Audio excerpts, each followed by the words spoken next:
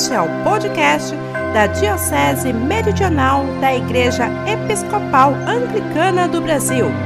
Vão e lancem suas redes em águas mais profundas. Lucas 5:4b. Então, boa tarde aos nossos amigos que estão nos acompanhando esse podcast pela Diocese Meridional. E aqui estamos hoje o nosso bispo diocesano, Humberto, eu, postulante Sidney, da paróquia da Virgem Maria de Caxias do Sul. Estamos aqui para um bate-papo, como diz o próprio programa, para um assunto tão latente, tão iminente que é Mariologia, o papel de Maria, da bem-aventurada Virgem Maria, na Igreja Anglicana.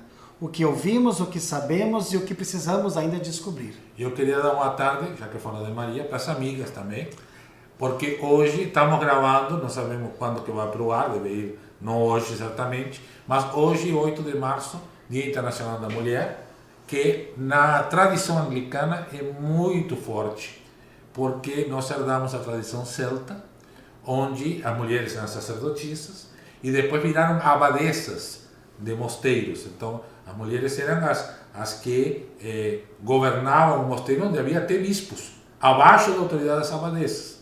Então, depois, quando se romanizou a igreja nas Ilhas Britânicas, as mulheres foram levadas a um lugar bem inferior, como em toda a igreja aconteceu, mas depois, então, a própria igreja retomou e hoje temos, até no ano passado, escolhemos a primeira bispa primaz da Igreja Episcopal Anglicana do Brasil. Já em outras províncias já houve bispas primazes, mas aqui, então, a primeira vez a bispa primaz, que até por graça de Deus também é bispa da Diocese Anglicana da Amazônia.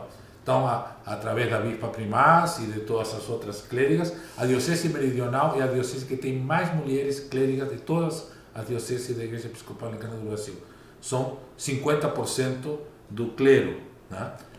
Então, e temos também a primeira mulher que foi ordenada na igreja, a reverenda Carmen Etel, em 1985. Então, a todas as mulheres e Maria, que vai ser nosso assunto, nosso abraço e nosso respeito pelo seu papel desde sempre, né, na nossa fé. Do seu sim que mudou tudo, né? Coragem. Quando falamos dia 8, Dia das Mulheres, a coragem das mulheres. Maria, esse é o nosso assunto, a bem-aventurada, o seu sim podia ser o não também. Mas ela rompeu com o quê? Com a própria tradição. Ela poderia ser apedrejada, ela poderia ser morta. Foi mãe solteira, diga-se de passagem. Se José não tivesse, ela já estava grávida, solteira. Hoje já mãe solo. Mãe solo, não solteira, mãe solo. Então, é essa mulher que nós queremos tocar o assunto. E esse assunto, para quem está nos acompanhando, surgiu de uma conversa. Lá na minha casa, eu sendo postulante e fazendo estágio em Caxias do Sul. Nome da paróquia da Virgem Maria, não é um assunto, não é uma denominação de agora, há mais de 70 anos tem a paróquia. E vamos trabalhar o assunto, né? Trabalhando a importância dessa mulher. E aí, conversando com o bispo, vamos fazer um curso, pelo menos uma tarde de aprendizado sobre Maria. Então, já estamos colocando, já convidando, dia 26 de março.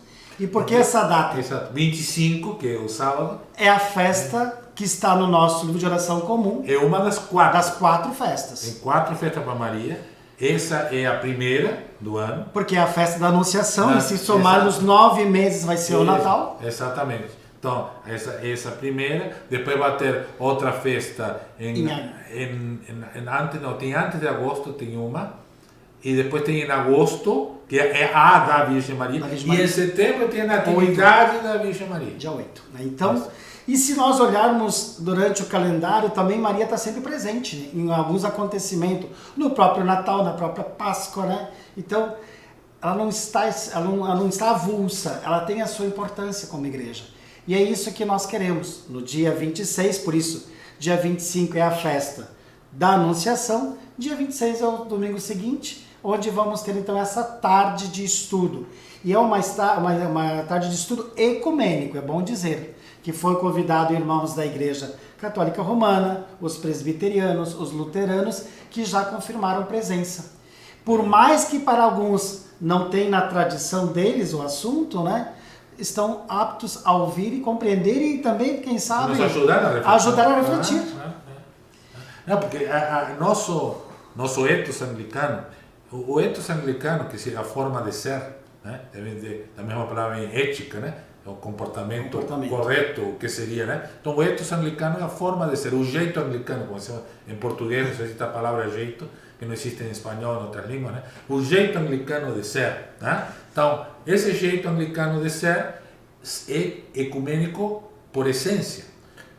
Eu sempre lembro que na confirmação, e até enfatizo quando vou fazer as confirmações, que pergunta para a pessoa: acredita que esta igreja é parte da igreja una, santa, católica e apostólica de Cristo?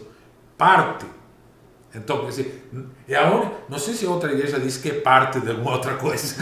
Nós fazemos questão de quando reafirmamos nossa fé do batismo, lembrar que somos apenas parte. Então, se somos parte, não podemos fazer nada sozinhos.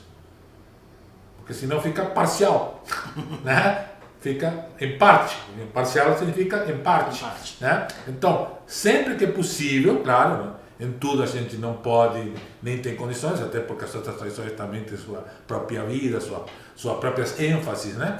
E nós somos uma tradição diferente, embora na essência da nossa tradição esteja o ecumenismo, e hoje já se abrindo para o lado do diálogo interreligioso.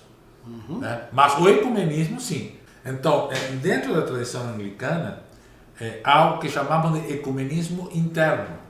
Porque a tradição anglicana não é uma igreja que surgiu de forma protestante, como uma nova igreja. Não, é uma igreja que já existia antes e foi reformada. E na reforma entraram duas vertentes, que depois em inglês chamaram de Low Church e High Church, a igreja baixa e a igreja alta. Então a baixa era a evangélica, a protestante, e a alta era a católica. Né? Que, claro, tendia sempre mais ao catolicismo romano por ser o catolicismo ocidental. Mas, por exemplo, no livro da Ação Comum, quando Kramer faz o primeiro livro, se inspira no catolicismo ortodoxo, justamente por não ser esse onde havia mais tensões, mais problemas, e por ser mais aberto, né? Todo mundo disse que Kramer gostava mais dos ortodoxos do que o conhecia. Então ele foi lá e pegou coisas, não foi ver em profundidade ao catolicismo ortodoxo, mas pegou coisas que estavam lá, porque estavam lá desde a igreja primitiva. Sim. Os ortodoxos fazem questão de dizer a igreja ortodoxa que é herdeira das tradições desde os primeiros tempos. Então nós temos esse ecumenismo interno, temos protestantes e católicos dentro de uma igreja católica reformada. Né? Então, por isso, quando vem, por exemplo, presbiteriana, luterana, metodistas, outros, nos ajudam no nosso ecumenismo interno e nós ajudamos essas igrejas a se relacionar com outras. Então, também chamada de igreja ponte, né, entre o evangélico e o católico. Né? Uma igreja que faz essa ponte. Então, por nossa ponte, gostam de caminhar o católico para chegar nos evangélicos e os evangélicos para chegar no católico. E nós passeamos por nossa ponte. Um fica mais de um lado da ponte, outro fica mais do outro lado da ponte. Estamos todos na mesma ponte, não necessariamente no mesmo lugar. Então, também tratar de Mariologia na nossa igreja é um desafio nesse sentido. Porque não nós podemos fazer uma Mariologia que ofenda quem é protestante. Não pode. Porque isso ofende o ecumenismo interno nosso e as tradições internas nossas. Né? E sabemos que a Igreja do Brasil nasceu de uma vertente protestante. Depois foi se catolicizando, né? Progressivamente pelo convívio. Isso aconteceu no Brasil, em todo o resto da América Latina e Caribe. Né? E principalmente na América Latina, onde quase sempre começou da raiz estadunidense, do sul dos Estados Unidos, que fazia missão, porque o sangro católico não fazia missão. Porque já tinha a Igreja Católica Romana, para que mais do mesmo? Sim. Mas os anglo-evangélicos não, porque eles não conhecem a Bíblia como devem conhecer, eles não fazem o que devem fazer, essa visão mais protestante. Então, não, temos que ir lá, porque mesmo o nosso catolicismo vai ser um catolicismo mais apurado, mais consciente do que esse catolicismo formal. Então, vieram fazer missão. Então, a igreja começou bem protestante, bem alinhada com outras igrejas protestantes, tanto que até hoje muito classifica a igreja anglicana como uma igreja evangélica, né? Quem vem por essa visão, por esse ponto de vista, como dizia o Leonardo Boff, né? Todo ponto de vista é visto de um ponto, né? Então, visto do ponto de vista evangélico, alguns vêm daí, outros vêm do ponto de vista católico, né? Por exemplo, há pouco tempo, o arcebispo de Cantuária, o patriarca Bartolomeu da igreja ortodoxa chamam do patriarcado ecumênico ortodoxo, e o Papa fizeram uma declaração conjunta sobre ecumenismo. Por quê? Porque não tinha gente de outras igrejas? Porque era a família católica reunida. Por que só esses três fizeram essa declaração? Por que não chamaram outros de outras igrejas? Porque fizeram a partir da sua tradição comum católica. Tá? Então tem isso. Isso não significa que na nossa igreja não haja também pessoas evangélicas, mas evidentemente as pessoas evangélicas dentro da nossa igreja terão que conviver com elementos católicos, mas também as pessoas católicas terão que conviver com elementos evangélicos. Só para colocar um último exemplo, que até hoje está fazendo 143 anos. A igreja lusitana, isso é o apelido da igreja, né? A igreja lusitana, o nome é assim, olha o nome da igreja. Igreja Católica Apostólica Evangélica Lusitana. Católica Apostólica Evangélica. Então, até o nome, e é uma igreja que não surgiu da missão anglicana. A igreja lusitana surgiu de católicos romanos que, influenciados pelo pensamento reformista e protestante, especialmente os dogmas depois da Imaculada Conceição, a Assunção de Maria, esses dogmas assim, que muitos velhos católicos, outros não aceitaram, eles romperam com a igreja romana e se organizaram como igreja. Sem estar em comunhão com Cantuária, com anglicanismo nenhum. Por isso não é igreja anglicana, é igreja lusitana. Tá? Então, fizeram organizar a sua igreja, claro, depois que organizaram a sua igreja, e agora? Como que a gente fica no mundo? Não, então nós vamos nos associar à comunhão anglicana. Isso e outra, só para colocar um último ponto, o arcebispo de Cantuária, que estou com a garrafinha da conferência de Lambert aqui, né, que nós tivemos agora no ano passado, de julho, final de julho, início de agosto, ele disse: a comunhão anglicana não é uma igreja, é uma comunhão de igrejas.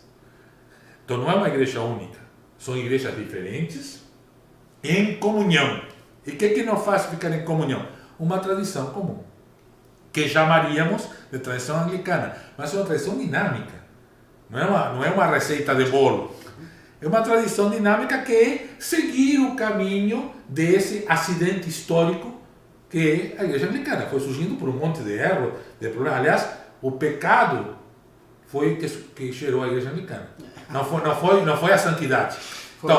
Então, houve o pecado e diante do pecado a busca da misericórdia e da reconciliação. E isso que foi gerando esta comunhão de igrejas, que é a comunhão anglicana, que tem seu ecumenismo interno. Então tu vai encontrar de tudo na comunhão anglicana. Desde católicos mais católicos que romanos, né? Até protestantes mais protestantes que presbiterianos. Né? Está tudo na comunhão anglicana. E claro, isso também tem tensões internas, conhecemos, sabe? Agora por questões de sexualidade e tudo, temos algumas tensões internas. E tudo isso é exercício de ecumenismo permanente, constante. Então, em relação à Mariologia, não vai ser, nem pode ser diferente. Vai ter que ser o mesmo caminho. Por isso, eu dizia para o postulante aqui, meu postulante Cid, dizia: Cid, eu não vou dizer o que pode e o que não pode. Porque nem eu tenho essa condição. Mas vamos promover juntos, que é isso que se fala no anglicanismo. O diálogo, a compreensão da nossa tradição, dos elementos que nossa tradição coloca, mas também do nosso contexto cultural, da América Latina e do Brasil especificamente. E a partir daí começar um caminho de descoberta de como seria, como entendemos ou como podemos ir entendendo a Mariologia e dentro da Mariologia a possibilidade de uma espiritualidade mariana dentro do anglicanismo. Então, o que está proposto para o dia 26 diz-se de um tripé. Primeiro, Maria na Bíblia, o que nós temos e conhecemos, o que veio pela tradição, o que a tradição nos coloca, e ali o Locke nos coloca algumas orientações, e depois a pessoa de mulher Maria, através da Porque razão. esse é o tripé da teologia anglicana, que foi o Hooker, o Richard Hooker, lá, que até lidando com esse acidente de história da igreja anglicana, um monte de problema. Tanto, o livro da Richard Hooker se chama A Política da Igreja. Política da igreja. Política, quer dizer, veja, lá no século XVI o cara já falava que tinha política dentro da igreja. Né? Por quê? Porque era uma igreja onde realmente havia uma questão política. E tem só. Que as outras se escondiam. Ou sublimavam ou reprimiam através de um poder que então impunha em todos os outros uma determinada maneira. Então, o Papa, o Reformador, tal, dizia, não, é assim porque senão vai para o inferno. E aí, então, e na igreja não, ninguém podia mandar ninguém para o inferno. Então, tínhamos que trabalhar isso como? Politicamente. Então, como seria essa política? Ele não chegou a... Eu até quando fui preparar este material, andei revisando o Hooker de novo, mas será que ele que formulou mesmo Bíblia, tradição e razão? Não, ele não formulou. Nos textos dele não está isso. Ele foi depois como um resumo. Os que leram Hooker disseram, então Hooker nos mostrou um tripé onde é possível viver esse ecumenismo interno e seguir adiante. A Bíblia, claro, básico, né? Não como ponto de chegada, mas como ponto de partida. Né? Então não podemos partir de outro ponto que não seja a Bíblia. Né? Eu, como protetor do movimento franciscaniano da Terceira Sociedade de São Francisco na igreja, lembro que Clara dizia, nunca esqueça do teu ponto de partida. Né? Então, o ponto de partida sempre tem que ser a Bíblia. Temos que começar lá. A Bíblia é uma biblioteca cheia de contradições, tá? Mas é lá que é nossa fonte. É lá que a gente bebe água. Senão não temos água, não temos fonte. Ou nossa água é bem contaminada. Então, nós vamos para a Bíblia, vamos ver o que diz, não com uma visão final. Eu sou doutor em Bíblia, não significa que eu sei tudo sobre a Bíblia. Aliás, por ser doutor, eu sei que não sei tudo sobre a Bíblia. Né? Então, essa é a vantagem de eu estudar bastante, saber que não sabe. Né? Mas eu posso, claro, a partir da capacitação que eu tive a oportunidade de ter, e sigo lecionando até hoje, não parei nunca, essa parte, tem uma parte que eu me sinto bem à vontade para dar uma ideia e a gente revisar. Quem é essa Maria? Onde está? Onde não está? Há exagero, sabe, se bota Maria demais onde não está. Mas também a gente que acha que pode acreditar sem Maria, que também não dá. Então, onde que está aí o equilíbrio disso aí? Né? Entre não estar ou estar em tudo que lado. Então, onde está o equilíbrio? Uma coisa que me chama a atenção, dentro das cores do tempo litúrgico, o nosso advento, ele usa a cor azul. Sim, isso é novo, viu? É novo, mas ali... aí tem... Claro, quem teve... Porque assim, na igreja anglicana também temos outra questão. Eu não sou uma igreja aberta, somos uma igreja de missão, não somos uma igreja de colonização. Aqui no Brasil, pelo menos, não. Né? Aqui não somos descendentes de inglês nem de estadunidense. Somos gente que, claro, veio missão daqui, missão dali, e foram se identificando com essa tradição e foram seguindo. Então dentro dessa tradição, há gente que vem de tradições romanas, que vem da tradição romana. Né? Como disse aqui o reverendo Pilato, que eu paro aqui na Ascensão, disse, eu cheguei na igreja anglicana pelo que tinha de igual e fiquei pelo que tinha de diferente. Então, há uma tendência de pessoas de tradição romana que, por alguma razão, o jeito centralizador, moralista, legislador que o catolicismo romano tem, não fechou, se sintam bem em outra igreja católica que não é romana. Mas isso não significa só que mudaram de endereço, porque essa igreja católica é diferente da igreja romana, tá? Mas trazem isto por si. Então, por exemplo, tu na tua sensibilidade da tua rainha romana, tu vê o azul, vê Maria. Exato. Agora, as outras pessoas não, vê azul. Azul. Agora, era o roxo, depois chegou o azul. Então eu lembro que cheguei numa paróquia aqui em Canoas, minha última paróquia antes de ser bispo. Então, uma confusão entre as mulheres lá que cuidavam do altar. Um queria botar roxo no advento e outra queria botar azul. E vieram perguntar, reverendo, que votamos, é roxo ou é azul? Então tá bom. Veja como resolvemos uma coisa na igreja anglicana. É bem a típica maneira de resolver coisas na igreja anglicana, seguindo o ethos anglicano. Tá? Então, muito bem, a que refere a roxo, me digam por que é roxo. Roxo, porque também é um momento de reflexão e de preparação para o Natal, e porque sempre foi roxo. Tá. E aqui é azul. Isso, porque é diferente da quaresma. Né? Porque quaresma também tem, mas não é a mesma coisa. Então, que bom ter uma cor que o advento tenha algo especial e diferente da quaresma, e não repetir a cor da quaresma. Isso, então, vocês, quem acha que vocês qual das duas pessoas ajudaria mais as pessoas a vivenciar o tempo do advento? A do roxo com o que era o azul. Pronto, eu fui com o azul. Tá? Mas então, quer dizer, então quem vem da igreja da tradição romana vai ver no azul Maria, e temos paróquia, como a própria paróquia da Virgem Maria, que tem uma imagem da Virgem Maria, que nós chamamos de Nossa Senhora na nossa igreja, mas é uma imagem da bem-aventurada Virgem Maria, que é o nome oficial que recebe na nossa igreja, né? E aqui na paróquia da Ascensão temos outra, todas elas antes de eu ser bispo. Eu posso, essa aqui, que eu chamo de Nossa Senhora do Armário, porque estava dentro de um armário e foi depois, eu tirei do armário e entreguei, até uma coisa bem simbólica para a nossa igreja, né? Por outras razões, né? Mas isso foi enquanto o bispo Orlando era bispo. E ele não tirou, não proibiu. E lá foi o bispo Prado, foi outro bispo, que quando foi pároco lá depois de aposentado, colocou lá. Alguém tirou? Não.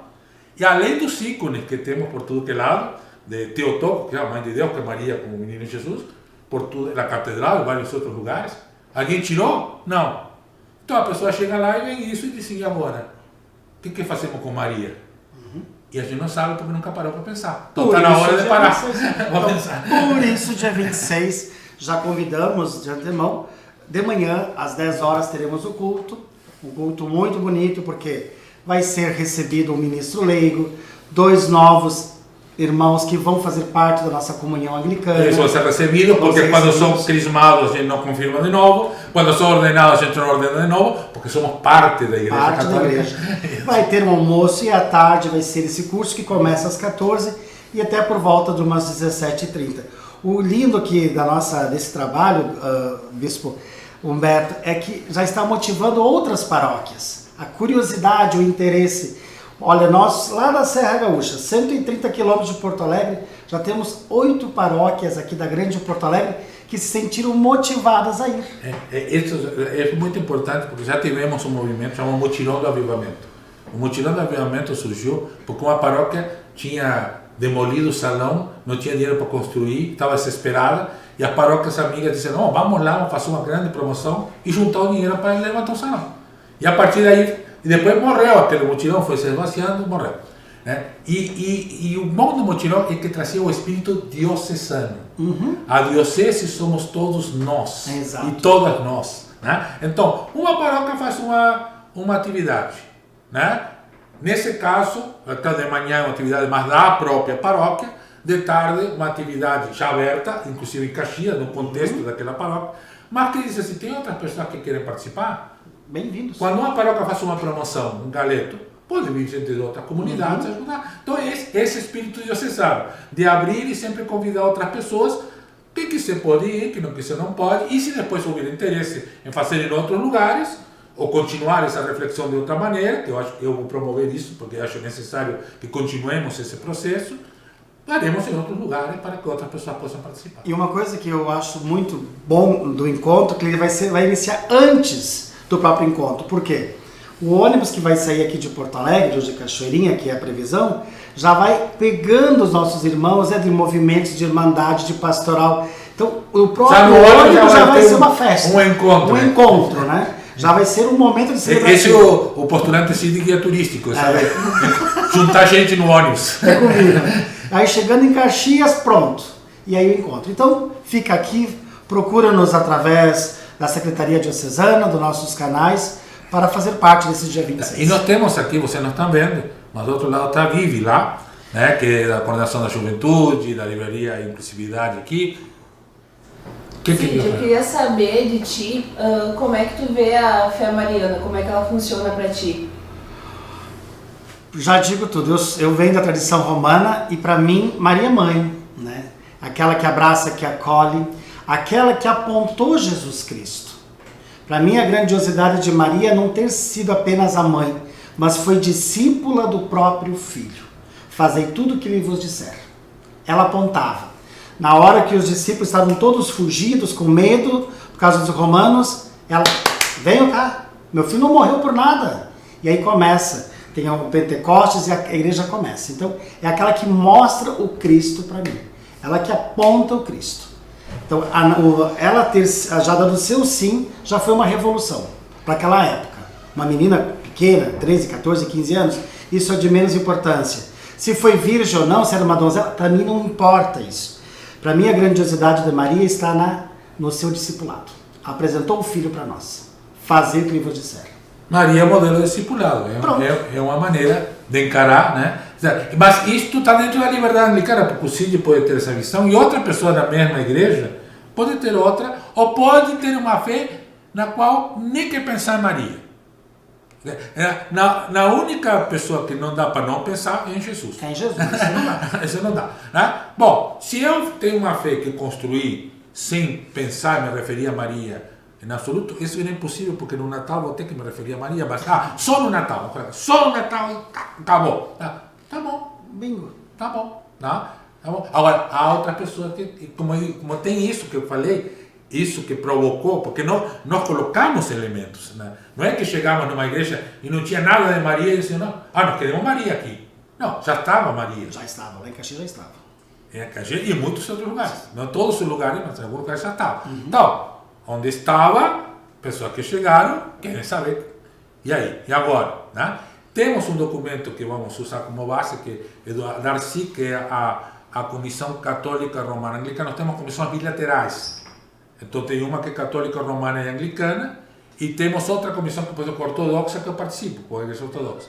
Então essa comissão, há alguns anos atrás, mais de uma década, editou um livro que era sobre Maria, né? Para uma compreensão comum. É uma base, uma das referências que a gente vai usar.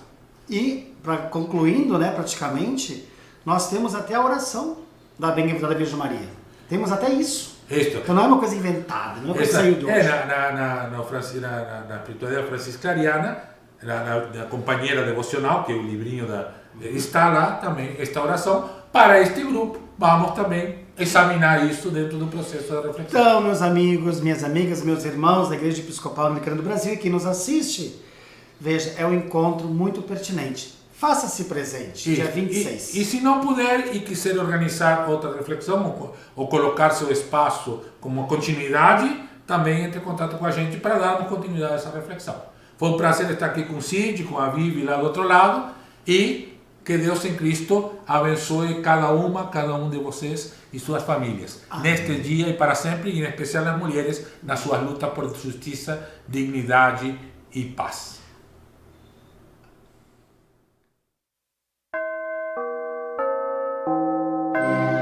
Este é o podcast da Diocese Meridional da Igreja Episcopal Anglicana do Brasil. Vão e lancem suas redes em águas mais profundas. Lucas 5:4b.